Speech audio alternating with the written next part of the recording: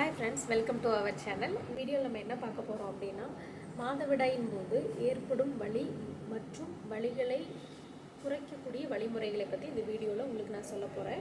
இந்த வீடியோக்குள்ளே போகிறதுக்கு முன்னாடி சப்ஸ்கிரைப் பண்ணாதவங்க மறக்காமல் சப்ஸ்கிரைப் பண்ணிக்கோங்க. வாங்க இப்போ வீடியோக்குள்ளே போகலாம்.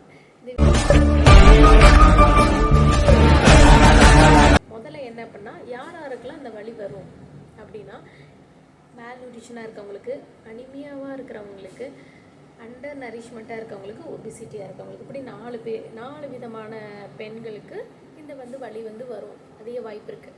அப்படின்னா அண்டர் நரிஷ்மெண்ட் அப்படின்னா என்னென்னா, ஹைட்டுக்கு ஏற்ற வெயிட் அவங்களுக்கு இருக்காதுங்க. ஸோ அவங்களுக்கு இந்த பெயின் வர்றதுக்கு சான்ஸ் இருக்குது. ஒபிசிட்டி, உடம்பு நல்லா வெயிட் போட்டிருப்பாங்க, ஆனால் பார்த்திங்கன்னா உடம்புக்கு தகுந்த சத்துக்கள் இருக்காது, அவங்களுக்கு இந்த பெயின் வர சான்ஸ் இருக்குது. அனிமிக்னா என்ன? ரத்த சோகைனா உடம்புல தேவையான அளவு பிளட் இல்லாமல் இருக்கும். ஸோ அவங்களுக்கு இந்த பெயின் அதிக வர வாய்ப்பு இருக்குது.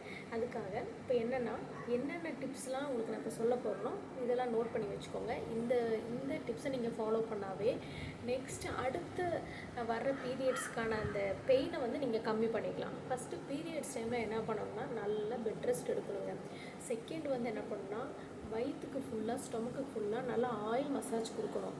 மூணாவது என்ன பாயிண்ட்னா, ஹாட் வாட்டர் பேக் அப்ளை பண்ணலாம். எந்த இடத்துல உங்களுக்கு பெயின் இருக்குதோ அந்த இடத்துல ஹாட் வாட்டர் பேக் நீங்கள் அப்ளை பண்ணிங்கன்னா 10 மினிட்ஸ் ஒன்ஸ் வச்சு எடுத்தீங்க அப்படின்னா கொஞ்சம் அந்த பெயின் ரிலீவாக இருக்கும்.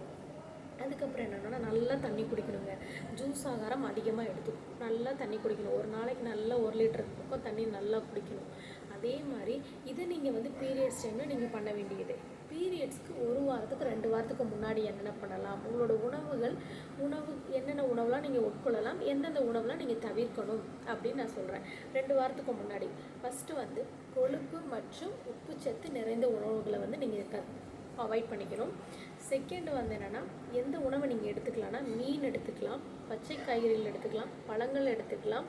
அதே மாதிரி இதெல்லாமே ரெகுலராக நீங்கள் எடுத்துகிட்டு வந்தாவே உங்கள் உடம்பு நல்லா ஆரோக்கியமாக இருக்கும். 3 டேஸ் பீரியட்ஸ் உங்களுக்கு வர்றதும் தெரியாது, அந்த பீரியட்ஸ் முடியறதும் தெரியாது, அந்த மாதிரி போயிடுங்க. அதனால் இதை நீங்கள் ஃபாலோ பண்ணாவே கரெக்டாக இருக்கும்.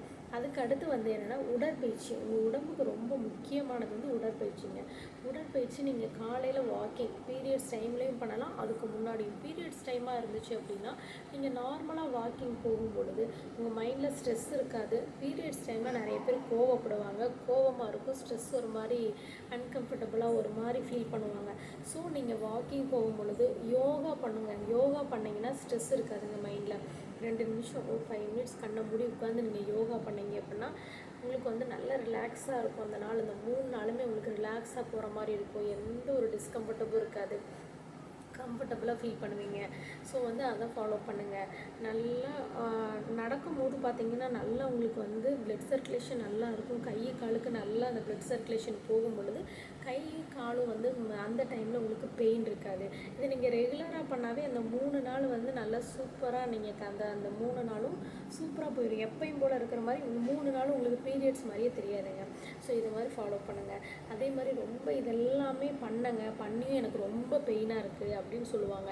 இதெல்லாமே ஃபாலோ பண்ணியும் ரொம்ப பெயினாக இருக்குன்னா நீங்கள் கண்டிப்பாக பீரியட்ஸ் முடிஞ்சு 4வது நாள் நீங்கள் டாக்டரை கண்டிப்பாக கன்சல்ட் பண்ணணும். கன்சல்ட் பண்ணி எனக்கு இந்த டைமில் இப்படி பீரியட் டைமில் எனக்கு ரொம்ப பெயினாக இருக்குது அப்படின்னு சொன்னிங்கன்னா அவங்க உங்களுக்கு ஸ்கேன் பண்ணுவாங்க. ஸ்கேன் பண்ணிவிட்டு அப்படி ஏதாவது ரொம்ப பெயின் இருந்துச்சுன்னா, சத வளர்ச்சியோ இல்லை அந்த இடத்துல கட்டியோ, ஃபைப்ராய்டுன்னு சொல்லுவாங்க, அந்த இடத்துல கட்டியோ இருந்துச்சுன்னா ஸ்கேனில் தெரிய வந்துச்சு அப்படின்னா அதை பார்த்து அதுக்கான முறைகளை உங்கள் டாக்டர் சொல்லும்போது நீங்கள் அதை ஃபாலோ பண்ணுங்கள்.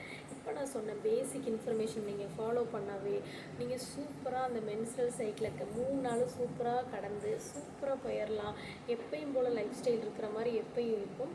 ஸோ நெக்ஸ்ட் வீடியோவில் இதே மாதிரி நியூ கண்டென்ட்டோடு பார்க்கலாம், மீட் பண்ணலாம். சப்ஸ்கிரைப் பண்ணிக்கோங்க, ஷேர் பண்ணுங்கள், லைக் பண்ணுங்கள், பெல் ஐக்கானை மறக்காமல் கிளிக் பண்ணிடுங்க. டாட்டா, பை பை, டேக் கேர்.